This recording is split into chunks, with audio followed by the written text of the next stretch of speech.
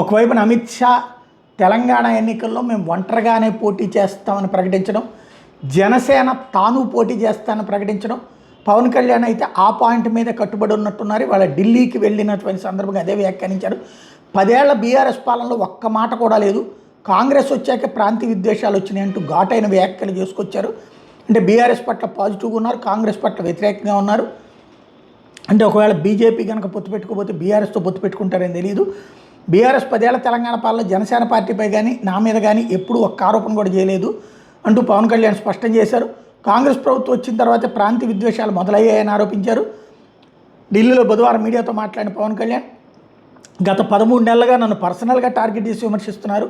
తెలంగాణకి రావద్దని మంత్రులు బెదిరించడం జీర్ణించుకోలేక అయ్య జాగిరా అని అన్నాను అంటూ వివరించారు.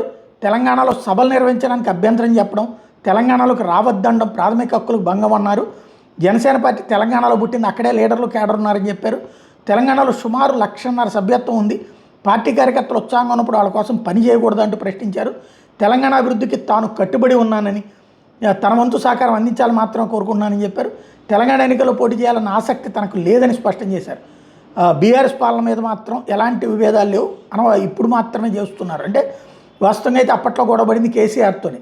కేసీఆర్ నీ సంగతి తేలుస్తానంటే ఎవరతను ఏదో సినిమాలో చేస్తుంటాడు చూడు అతను ఎవరో అంటూ బిగిన్ చేసి ఇటు ఏది తీవ్రంగా ఉంటుంది నీకు దెబ్బతింటావు అని చెప్పి హెచ్చరిస్తే వీళ్ళు రివర్సలో ఇచ్చినటువంటి సందర్భం కేసీఆర్ అప్పట్లో జరిగింది.